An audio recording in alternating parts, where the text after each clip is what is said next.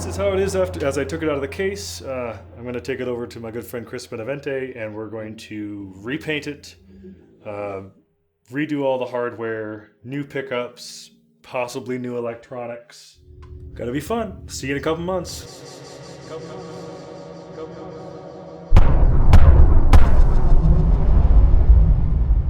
It's done.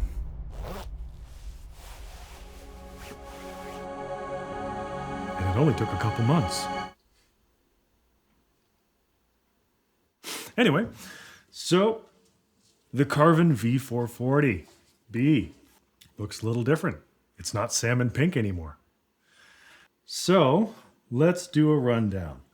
Pearl coat white all over from Lady Luck Customs, which is an automotive custom shop here in town. Custom Cerakote hip shot hardware. All this. New custom Howard Oleate pickups.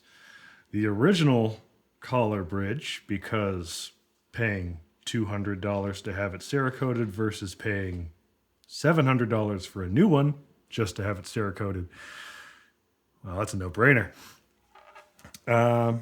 New electronics. Got rid of that horribly redundant pickup selector switch, because horribly redundant is not something I care for. Benavente 2-band EQ. What can I say? It looks so much better to me. It's still an ugly duckling, but it's more of an ugly swan now. Same color. So the pickups are, like I said, some custom Howard Oleate pickups. They're modeled after kind of a Thunderbird style, but what they are is two split coils, so like precision-based style pickups that are set diagonally to each other. So you have coil, coil, coil, coil, 2 and 2, 2 and 2. And these are going to, like I said, a Benavente 2-band preamp. So we have volume for front pickup, volume for back pickup, a master tone, and treble and bass. And the tone is a push-pull active passive switch. So much better than the redundant stuff that was there before. Because before it was volume, volume, tone, like a standard jazz bass.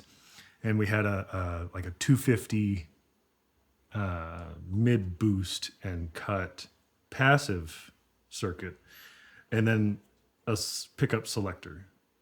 But what's the point of a pickup selector when you have volume already? You can just turn off the pickup. You don't have to switch it. It was a guitar thing on bass, and it freaked me out. I didn't like it. I didn't use it. And reviewing old footage from the video previously to now, it's a completely different monster. The old pickups sounded honestly quite thin.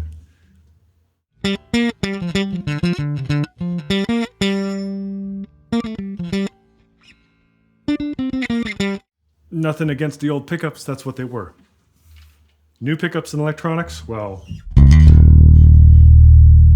no longer thin. So, this is not the original idea that I had for this bass. The original idea I had for this bass was kind of a late 80s Steve Vai swirl paint. But since it's a neck through, you needed a massive dunk tank to do the swirl paint job. And nobody in the state, actually nobody in the states, because I reached out to several painters across the United States, had a tank big enough to do this. So I kind of ditched that idea. And at NAMM 2018,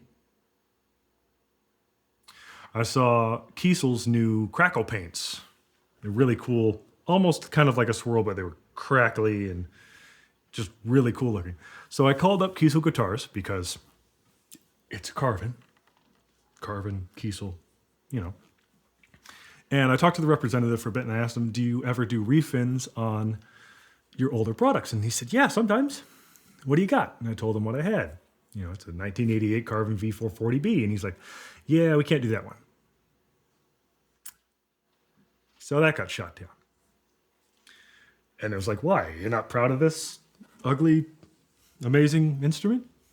Because it's got quite a following online. It's kind of like a cult classic guitar / bass, because they made a guitar version, they made a bass version. And I know I'm already going to catch hell for modifying one and not leaving it in its original state, but I don't care, it's mine. So then I got the idea while playing in Silent Storm.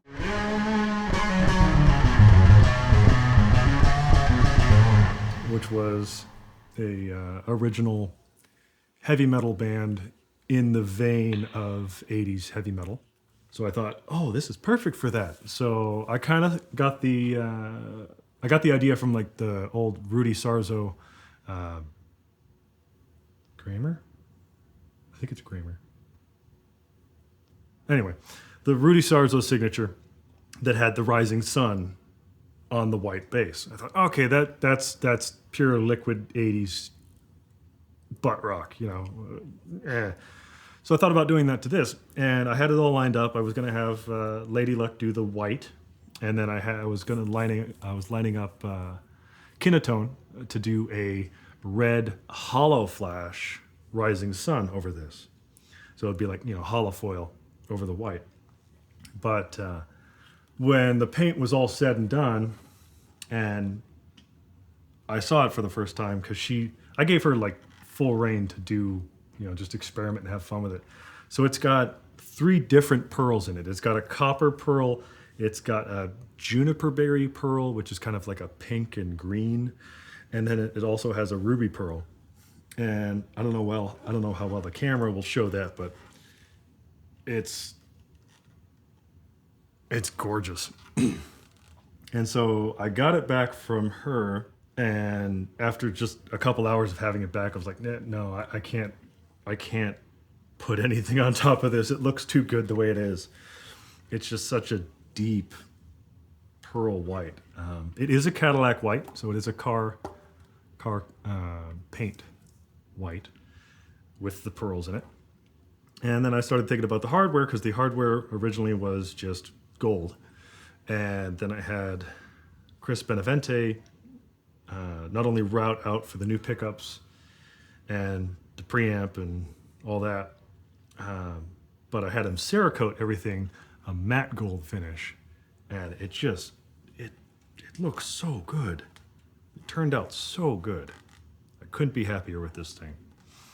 And now that I'm no longer playing with Silent Storm, I'm afraid that it's probably going to sit in the closet a lot, but I'll still find time to play it here and there. I also had kind of the thought of possibly selling this at some point, but after getting it all together and playing it a bit, I think she's going to be a permanent member in my stable. So anyway, let's go through playing it. And if my videographer is at all up to snuff on things, we can do side-by-sides of old video, new video. So this is the Schroeder stack that all my loyal followers have come to know and love. I know I've come to know and love her. Yeah, that's just too creepy. But as I said, the new pickups and new preamp made this thing huge in comparison to what it was.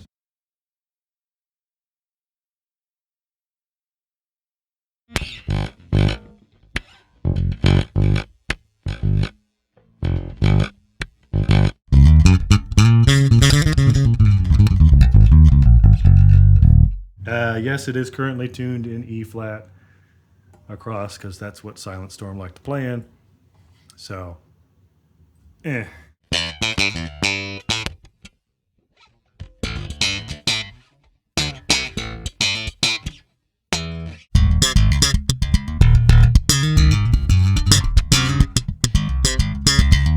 mean, in pure Benavente fashion, the 2-band preamp is just, it's a slap machine.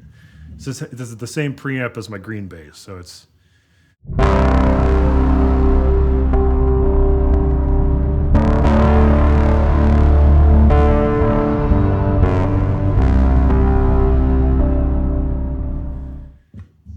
really good at that. But turn off the tone, turn off the treble.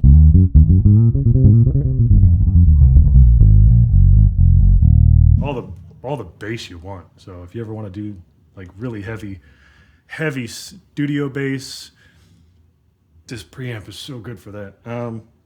And since theoretically these pickups are just split coil P-bass pickups,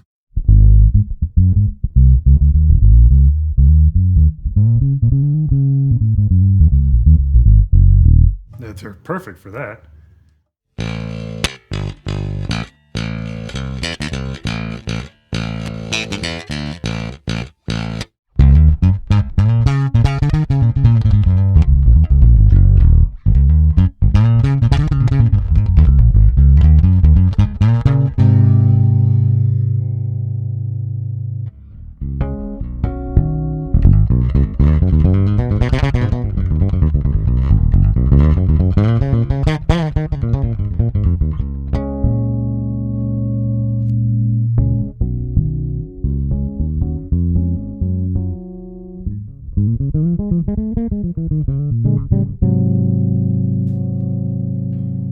But, you know, what this bass really likes doing